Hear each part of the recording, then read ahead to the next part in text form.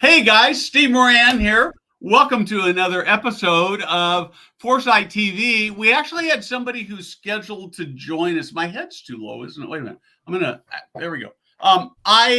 We actually had a guest from the UK that was going to join us, and I think that we had a mess up in scheduling. Making it, of course, worse is that Jada Clint, who normally produces this show for us, is off on a little holiday. And so Leanne is stepping in. And so we don't even know exactly what we're going to talk about. But before we get started, this.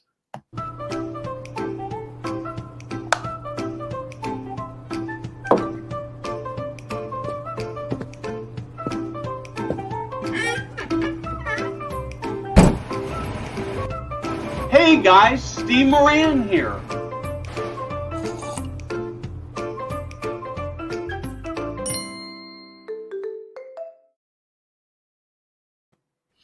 So because we didn't actually know we were going to, what is that? It's my cowboy hat.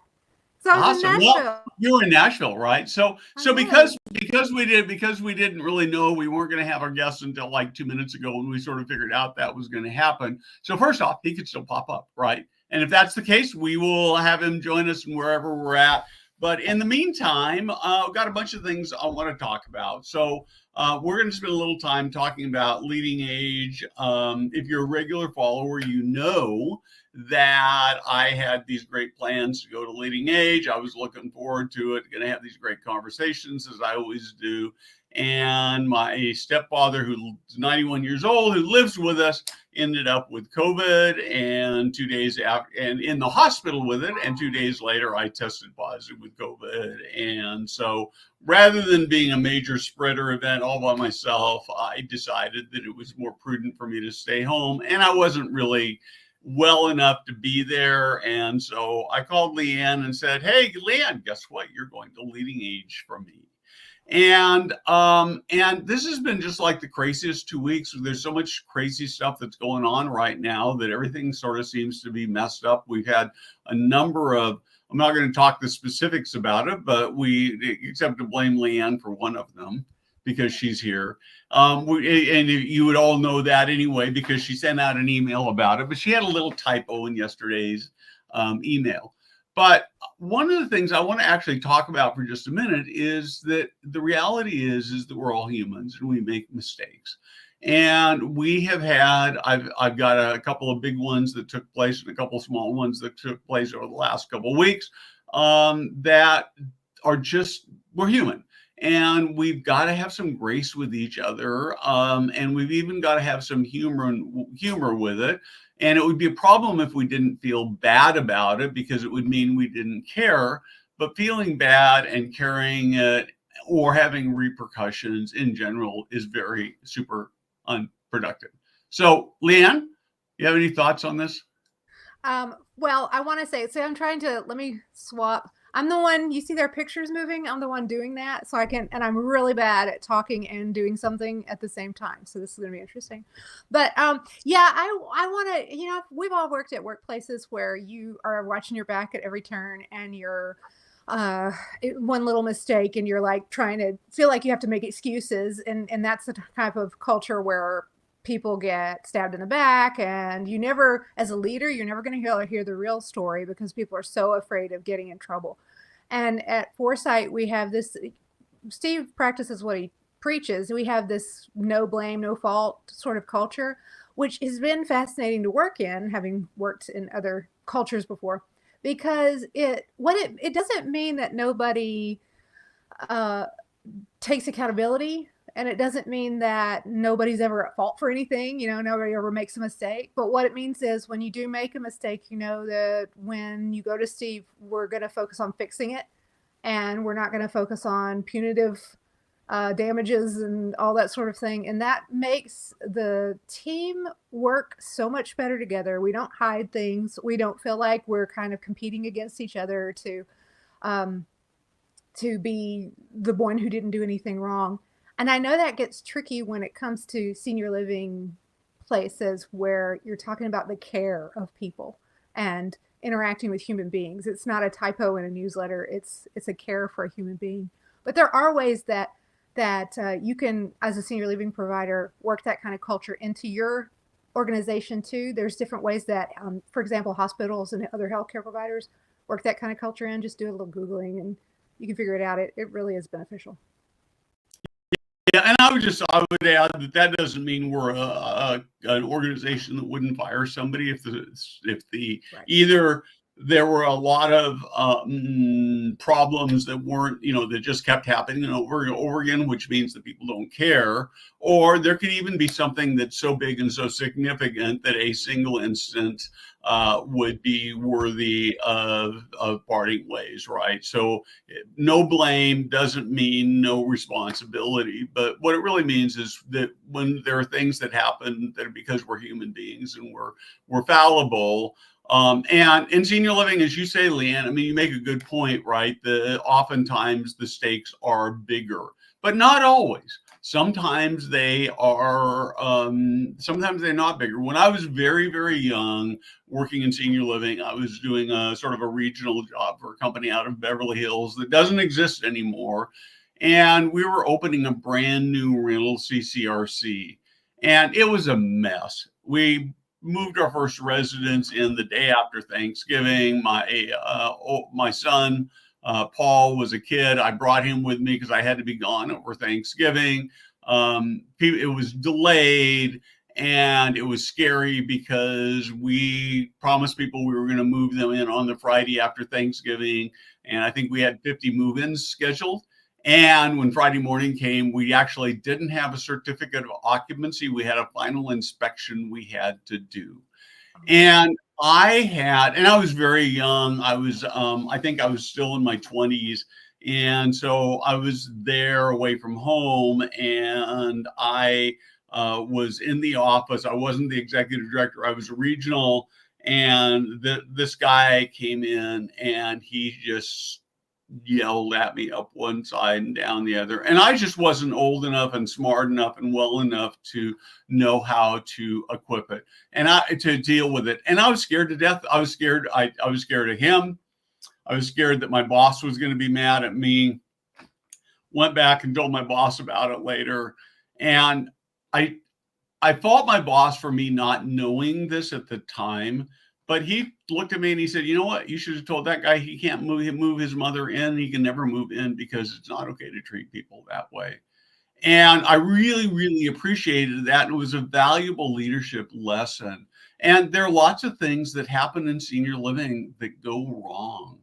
And when you communicate with people when it goes wrong and you talk about it, when you correct it, there are obviously some things that are happening that are so bad that you can't have second chances. It's not safe for residents, not safe for the organization. So absolutely right.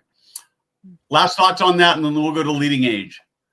I think that concept of your boss having your back speaks.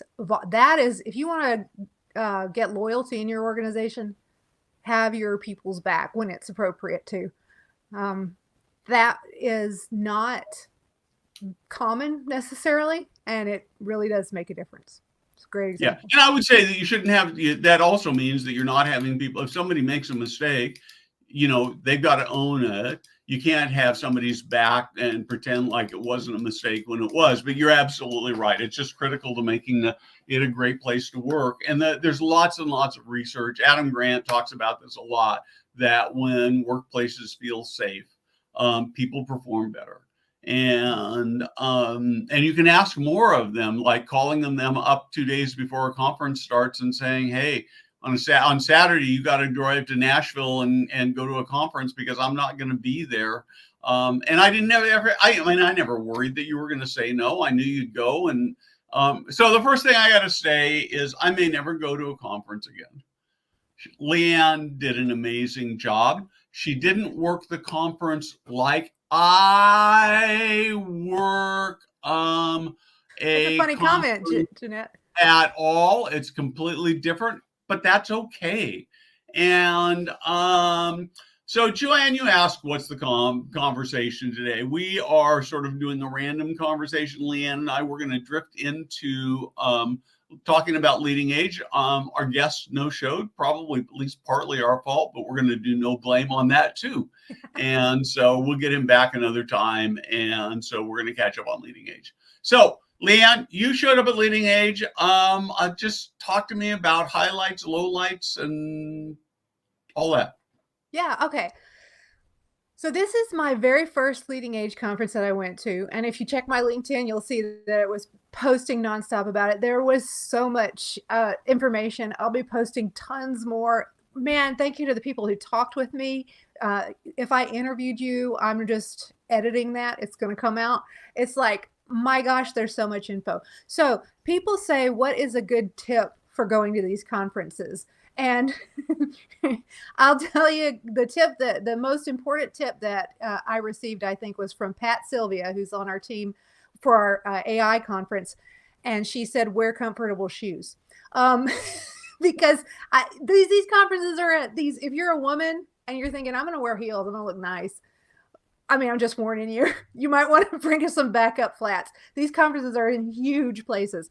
But it's because there's so many, there was like 5,000 people there, I think. Everybody was excited to be there. One thing I noticed about Leading Age Conference compared to other ones I've been to, and they've all been interesting and had their own pros and cons, but Leading Age seems to be it's for nonprofit organizations. So it's very mission focused. And you get that feeling when you're there. Everybody was excited to be there.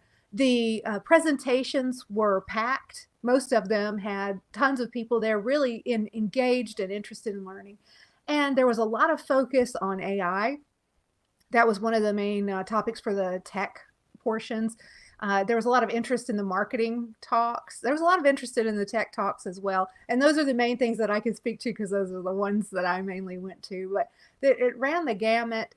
And so much, gosh, I learned so much from so many people. Steve, anything in particular you want to hear about? Or? Yeah, so I'd like to, let's actually start.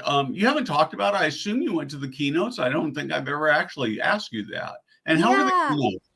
Yeah, the keynotes were, oh my gosh, the first one. So you walk in the first day, and it was interesting because Leading Age, we started halfway through Sunday. So we went to sessions first and then another session Monday morning, and then you have the first keynote. So we were all kind of getting our feel for what this was going to be like. And then you walk into this keynote and there is a choir singing like you're in church or something. They're not singing something religious, but it's a choir. Like it's this kind of feeling of excitement and passion and mission. And then the whole that first keynote was memorable because it was filled with music. That's why we're in this silly cowboy hat, because we were in Nashville and the organizers smartly focused on music in Nashville. We had singers all over the place. Like you would go up the escalators and there were these amazing artists singing their music there. But in the first keynote, there was an artist, and I'll post a video of this. He was on American Idol, and he sang this song about his mom, who he lost to early onset Alzheimer's. And he sang it in front of people who really know what that means. And he got a standing ovation. It was just all about understanding the importance of what you do. And the keynote speeches, there were speeches, and my main takeaways are just the feeling of the crowd and how interested they were, and how a lot of the time I was up there taking pictures and video and stuff. So I was more like listening to the music, and then when the speeches would start, I was taking your picture. So you'll see your picture on LinkedIn likely, people who were there. Well, for me, the keynotes are probably one of my favorite parts when they're really good. And so, again, it's a difference of how we approach these things. And of course, the last thing I had to ask you about is sort of the evening activities. You, of course, went to the Restura event that included the Beach Boys, which was a heartbreaker. I've seen them, I guess, once at the Hollywood Bowl about 30 years ago when they were a lot younger. I was a lot younger. So, another tip for conferences, if you've never been to a conference or you're a little nervous about going, is you don't have to know people. Everybody wants to talk to everybody, and everybody's nervous about striking up conversations with strangers. So they're always happy when you do it, because then they can say they schmoozed. And so at these after parties, at these events, so you'll go to the conference and then they'll have parties afterwards. When you go to the parties, I mean, I was alone there, and I can just wander around, and or either I'll plant myself at a table and somebody will come up to me. So it's really a welcoming atmosphere at these conferences. But I did boy, that was a memorable party. Restora is a Foresight partner, and they launched their new dining company. And they launched with this huge shebang that included the Beach Boys. And I will tell you, I haven't told anybody this yet. The most impactful part of it to me of that was, I knew that it was going to be cool to see the Beach Boys, but you know how when I was growing up, the 60s were painted as this epic, memorable era that everybody wished they had lived through. Like the 60s were it. So much happening and so exciting. It's a lot like how the 80s and 90s are being portrayed today. It's nostalgia. And I always wanted a time machine to travel back there. Well, at this party, when the Beach Boys were playing, I get down on the floor right by the stage because I'm trying to get a good view and good shots for everybody, but not be in people's way. So I'm not paying any attention to the crowd. Well, the Beach Boys come out on stage, and all of a sudden, out of the corner of my eye, I see this mob. And then they're coming onto the dance floor, which I thought nobody's going to use that dance floor. They're filling the dance floor. It's all women, and they're coming up and they're ready for 2 hours to have this amazing concert and doing these 60s dance moves, which some of them I'm sure were around when they were, they're legit. Like they learned them back in the day and they're doing them right there. It was like, if anybody has a nostalgia for a certain era, go to a concert with a famous band from that era and then go up front with the people who are really into it, and you'll be transported right back to that era. It was really cool. Yeah, going on a little tangent here, I would say that some are better than others. I went to Three Dog Night a few weeks ago. They were here at an outdoor venue, and it was really fun because of the nostalgia value. But I got to tell you, the music was only mediocre. I mean, they did all the old songs, but it wasn't like the like was originally, and I'd seen them many years before when it was very different and much, they were young and I was young, and so those guys are probably 10 years older than me. So anyway, so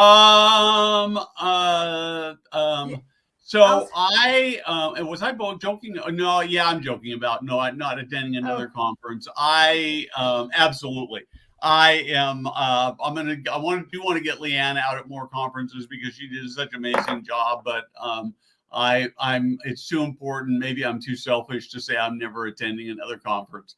I love conferences. I love the conversations, and so it has been really terrific. Let's talk a little bit about. I want to talk a little bit about AI. As probably most of you know, we have an AI conference that we are doing in Las Vegas early next year.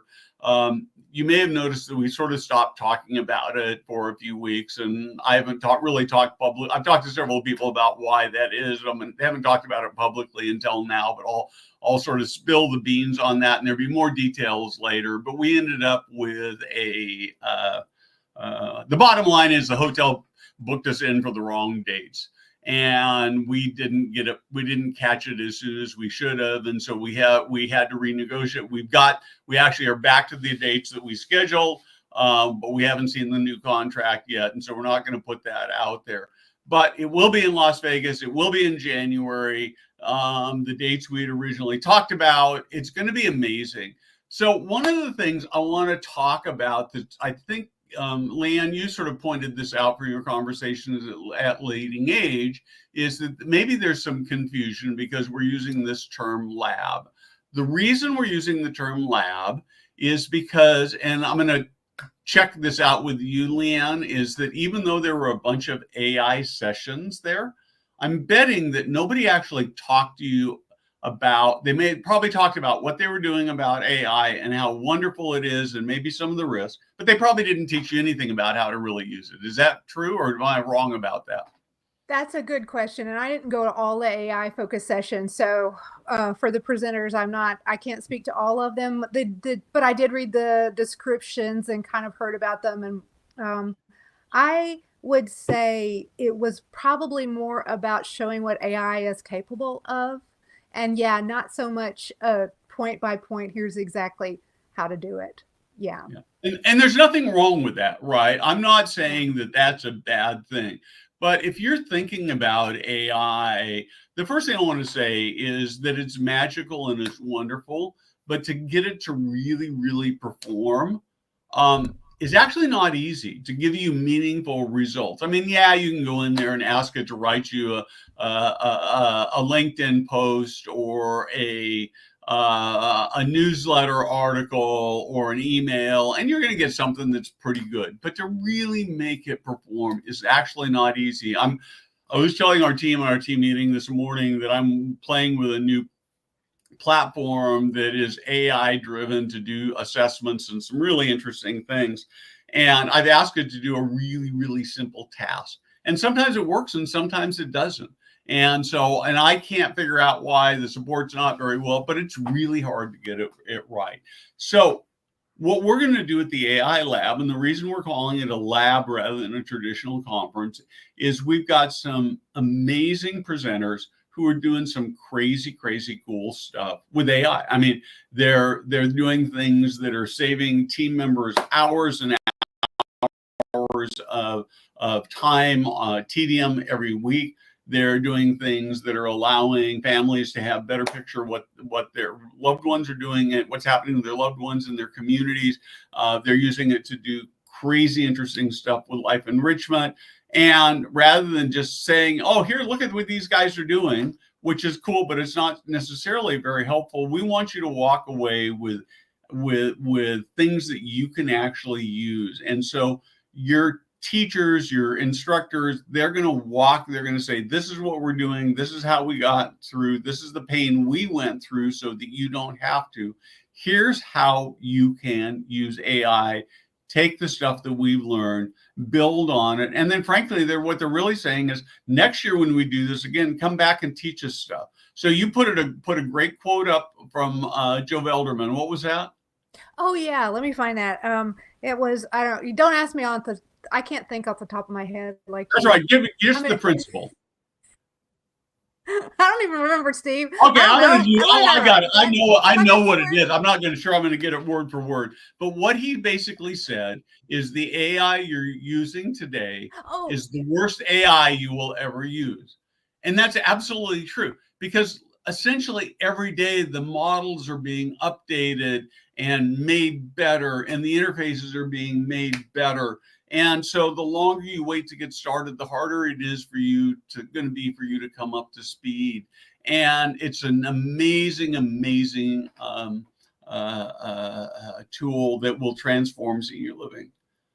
yeah, Steve, one thing that I find that's really interesting about AI is we think of it right now, at least in my realm, in marketing, I pay more attention to, we think of it as something to help you on the creative side, writing and images and things like that. And that's what's gotten a lot of press, but there's tons more going on behind the scenes of what AI is doing. And it's going to be integral in interacting with residents, in like tracking how well they're doing. There's just so much to dive into.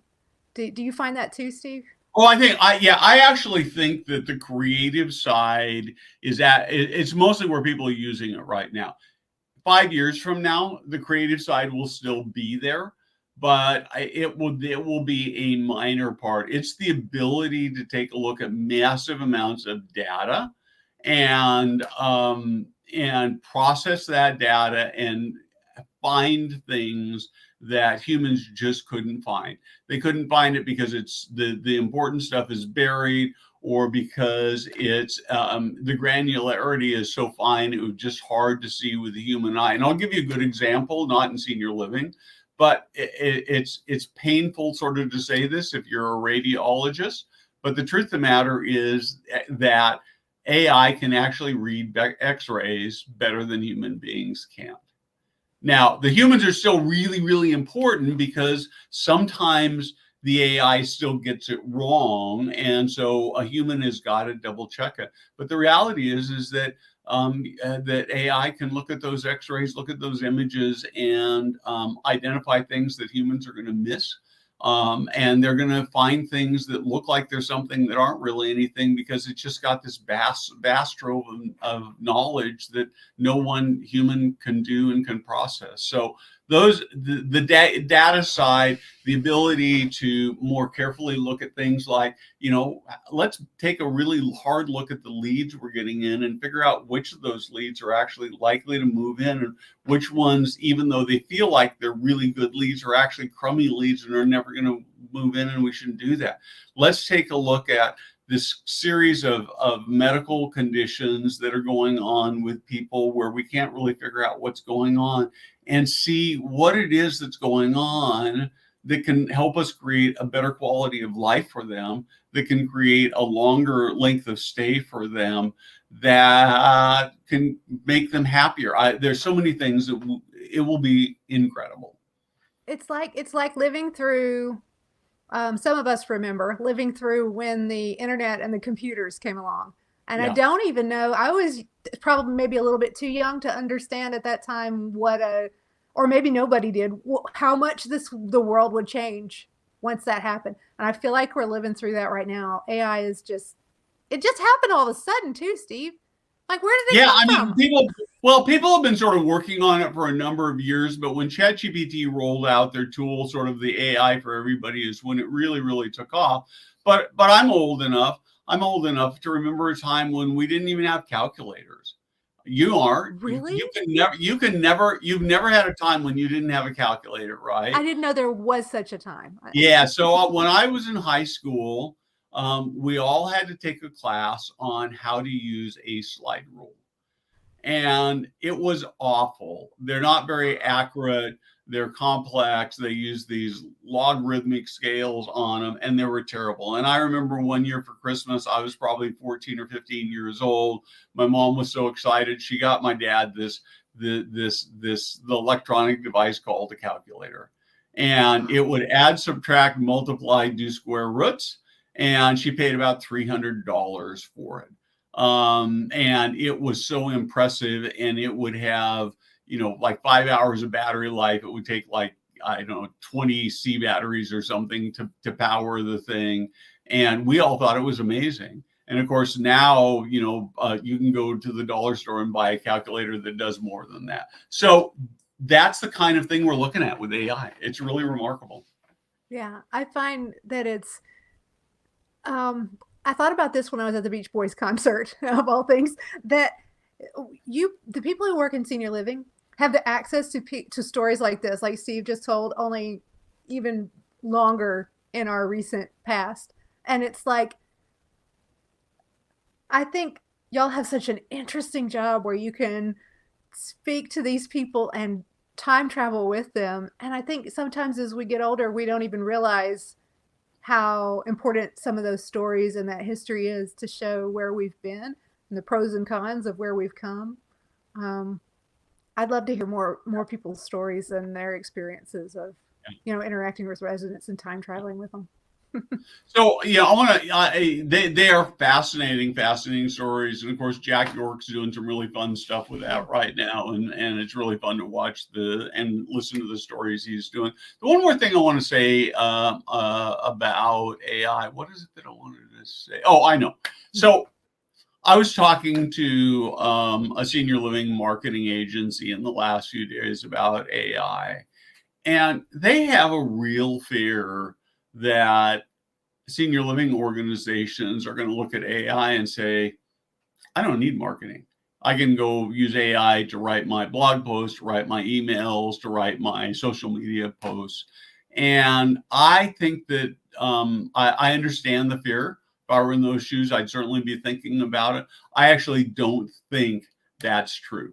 I think I don't think it ever is going to be able to make that leap that human beings are going to be able to do. If you want mediocre work, if you want this work that looks like everybody else's stuff, use AI. But it's really hard.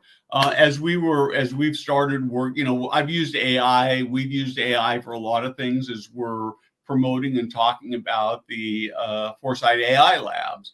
But one of the things I did that's been sort of painful for you, Leanne, and for me, is that I asked AI to create a series of promotional emails to send out. And the stuff we got, it wasn't bad. It was two things wrong with it. It was ordinary and it was all kind of the same.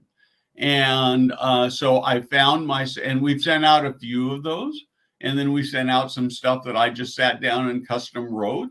And the difference in performance between the things I wrote custom and the things that came out of AI, even with some tweaking on it, just massive in terms of how people have responded to it. So I think one of the things you shouldn't do is look at that and say, oh, it's going to replace the need for that human expertise and things like sales and marketing. You just won't be able to do it. Yeah, I agree. One of the if I sent you, if I had AI write an article for the Foresight website and I sent it to you, you'd just kill me. No, don't do it. Don't do it. You can, at this point in AI, and as Joe Velderman said, it's the worst AI we'll ever have used. But at this point, you can tell when AI wrote it. People can tell. And it's just, I don't know. Steve, do you really think it's never going to get there, though? I do think it's never going to get there. Yeah, that's good. Yeah, because I think the human brain is really remarkable. It's really amazing. We have no idea really how it works. I mean, we sort of understand how signals pass through, but we don't understand how. And human beings make these massive. They take in some ways a little bit like AI, because the way AI works is it takes in all this information and it processes it and comes up with something new. Well, we do that in our human brains, but then we're able to make this creative leap that I just don't think AI is ever going to be done. I think, I'm a religious guy, right? So I think this is a God thing. So, yeah, I am too. Yeah. I don't know. There's something sacred about humanity. We got to keep it, Steve. Right. No, down with the robots. That is absolutely right. So Leanne, we made it all the way through this time, plus a little bit more. Great conversation. Again, thank you for all the work you did there, for stepping in at the last minute. I'm insanely jealous that I wasn't there. And next week, we'll be back with another guest. And of course, I can't tell you that is either, but I know we have somebody great. And Leanne, thank you for joining me in this conversation. It's a lot better doing it this way than if I had to do 30 minutes solo. So, and last thing is, all of you watching, thank you for caring. Thank you for making a huge, huge difference in people's lives. Last word?